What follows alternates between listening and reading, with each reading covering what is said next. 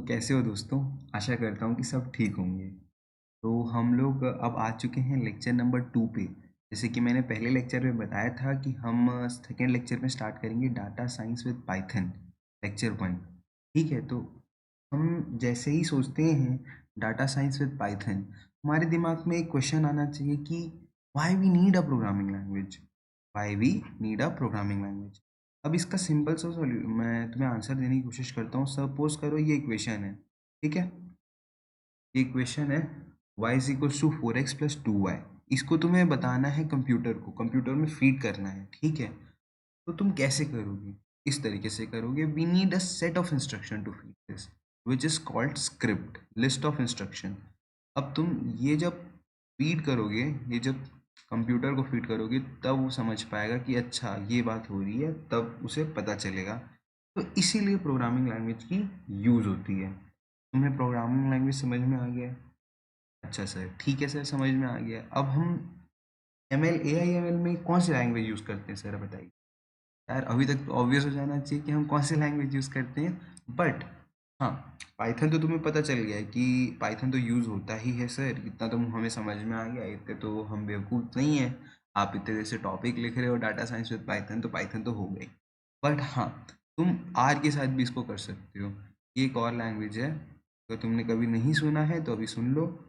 तुम एमएल को जो है वो पाइथन और आर दोनों के साथ कर सकते हो, बट यहाँ पे हम डिस्कस करेंगे सिर्फ पाइथन, ठीक है? आर अगर आपको करना है तो मैं इसको बाद में कर सकता हूँ, बट इस वक्त इस फ्लो के साथ पाइथन ही रहेगा। ठीक है, नेक्स्ट टॉपिक पे आते हैं। अब देखिए, लाइब्रेरीज ऑफ पाइथन। आपके दिमाग में आ रहा होगा कि सर ये क्या बात हुई, आपने पाइथन का ना सिंटेक्स बताया है ना कुछ, सीधा लाइब्रेरीज में कूद गए। तो देखो, मैं आगे बताऊंगा, बेसिक्स में पे भरोसा रखो। लाइब्रेरीज अभी इंट्रोड्यूस कर रहा हूँ तुम्हें। लाइब्रेरीज जैसे कि देखो, अदर लैंग्वेजेस में तुम्हें कोड लिखना पड़ता है, पर पाइथन में लाइब्रेरीज रहती हैं। अगर तुम्हें डाटा रीड करना है, ठीक है, किसी फाइल से डाटा रीड करना है, तो उसके लिए एक लाइब्रेरी यूज़ होती है, पांडा। तब सारी लाइब्रेरीज का अपना एक रोल है, बस तुम उसे इंपोर्ट कर दो, उसके बाद तुम्हारा काम आसान हो जाता है। जैसे अगर तुम्हें मैथमेटिकल ऑपरेशंस ऑपरेट करने हैं, फॉर एग्जांपल मैट्रिक्स मल्टीप्लिकेशंस हो गया, उसके लिए हम यूज़ करते हैं नमपाई। ये आगे बताऊंगा कैसे इंपोर्ट होते हैं, कैसे यूज़ होते हैं। अभी बस तुम्हें ये बता रहा हूँ कि ये सब हैं, ठीक है? तो अगर अभी इतना समझ में नहीं आ रहा कि लाइब्रेरीज क्या होती हैं, तो अभी सुन लो, आगे मैं बताऊंगा उन्हें। आगे मैं तुम्हें लगा के भी दिखाऊंगा, यूज़ करके भी दिखाऊंगा, पाइथन के बेसिक्स भी बताऊंगा, ठीक है? अब तीसरे में आते हैं विजुअलाइजेशन ऑफ प्लॉट्स। ठीक है, अब विजुअलाइजेशन मतलब ग्राफ्स से रिलेटेड, प्लॉट से तो तुम्हें समझ में आ रहा होगा, तो उससे रिलेटेड होता है। अब इसमें दो टाइप के होते हैं, बेसिक मैटप्लॉटलिब और उसका एक एडवांस वर्जन है सीमॉन, ठीक है?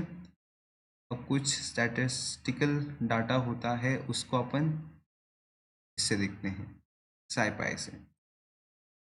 लाइब्रेरीज के बेसिक इंट्रोडक्शन तो हो गया। अब देखो, इंस्टॉलेशन ऑफ पाइथन।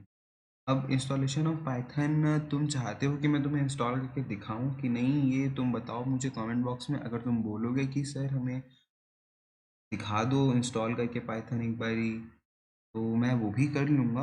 बट मैं बेसिकली तुम्हें, अगर नहीं कर पा रहे हो तो एक बार देख लेना यूट्यूब से। वहाँ से भी नहीं समझ में आया तो मुझे बोलना, मैं कर दूँगा। वैसे तो मैं यूट्यूब में बहुत सारे लेक्चर्स मिल, तुम बस इंस्टॉलेशन या सेटअप ऑफ पाइथन लिखोगे तो मैं बहुत सारे वीडियोस मिल जाएंगे, इसलिए मैं नहीं बनाना चाहता हूँ। बट अगर तो भी तुम्हें नीड होती है तो मुझे बता देना। देखो, बेसिकली तीन तरीके से तुम इंस्टॉल कर सकते हो। Install Python on your machine which is also known as local, ठीक है? इसमें तुम्हें एक कंपाइलर की ज़रूरत पड़ेगी। दूसरा, ये बहुत इजी वे है और बहुत लोग आज की डेट पे इसे यूज़ कर रहे हैं, क्लाउड। अब क्लाउड में क्या, गूगल कोलैब। गूगल कोलैब ऐसा चीज़ है कि तुम्हें बहुत सारा फ्रीडम प्रोवाइड कर देता है, विद जीपीयू भी तुम्हें प्रोवाइड कर देता है। अब इसमें तुम कुछ भी कोड कर सकते हो, तो ये बहुत ट्रेंडी वे में यूज़ कर रहे हैं लोग। बट और मतलब जिन जो बच्चे अभी स्टार्ट कर रहे हैं या कोई बंदा स्टार्ट कर रहा है, उसके लिए जुपिटर नोटबुक बेस्ट है। अब क्यों बेस्ट है मैं तुम्हें आगे बताऊंगा, और जुपिटर नोटबुक क्या है वो भी बताऊंगा तुम्हें आगे। नेक्स्ट टॉपिक पे आते हैं, कोड एग्जीक्यूशन। पाइथन में दो टाइप के कोड एग्जीक्यूशन हो सकते हैं, एक होता है स्टेप बाय स्टेप, ठीक है, और दूसरा होता है बाय स्क्रिप्ट। अब तुम्हें मैंने ऊपर में बोला था कि जुपिटर नोटबुक बेस्ट है स्टार्टिंग के लिए, क्यों? अब जुपिटर नोटबुक करता है स्टेप बाय स्टेप कोड को कंपाइल। अब देखो, जैसे कि तुम्हें एक कोड रन करना है, ठीक है? अब तुमने एक कोड लिखा, उसको रन करके तुम उसका आउटपुट देख सकते हो। तो ये अच्छा हुआ ना कि तुम्हें हर तुम एक एक लाइन को देख सकते हो रन करते हुए। इसीलिए कहते हैं कि ये बहुत अच्छा होता है स्टार्ट करने के लिए। इसमें फाइल जो सेव होती है वो इस फॉर्मेट में होती है, .ipynb। और दूसरा फॉर्मेट होता है स्क्रिप्ट फॉर्मेट। इसमें स्पाइडर यूज़ कर सकते हो और वी एस कोड जैसे आईडीई को यूज़ कर सकते हो। इसमें फाइल जो होती है वो पी वाई फॉर्मेट में होती है, .py। ठीक है? अब इसमें दिक्कत क्या है कि इसमें ना एक साथ पूरा का पूरा रन हो जाएगा, जो कि तुम्हें मेन गोल तुम्हारा वही होना चाहिए। तो मैं मेरे हिसाब से तुम्हें ना पहले क्या करना चाहिए, पहले तुम्हें जुपिटर नोटबुक में इस फॉर्मेट में बनाना चाहिए और तुम्हें रन करके देख लेना चाहिए। और लास्ट में जो तुम्हारा कोड हो वो तुम इस फॉर्मेट में कन्वर्ट कर दो, तो तुम्हें दोनों का अच्छा वो मिल जाएगा। अगर तुम्हें पता चल जाएगा तुम्हारा कोड कहाँ एरर कर रहा है, कहाँ नहीं कर रहा है, तुम सिंगल लाइन लिख के देख सकते हो। फिर एट लास्ट तुम उसे इसमें कन्वर्ट कर सकते हो .py में, तो तुम्हें दोनों का मिल जाएगा। तो आज के लिए इतना ही। मिलते हैं नेक्स्ट लेक्चर में। आई होप कि तुम्हें ये लेक्चर पसंद आया हो, जितना मैं पढ़ाया हूँ उतना तुम्हें समझ में आया हो। और अभी कुछ नहीं भी समझ में आ रहा है तो आगे वो और समझाऊंगा मैं पाइथन के आगे ही बेसिक्स भी। तो thank you for watching this lecture.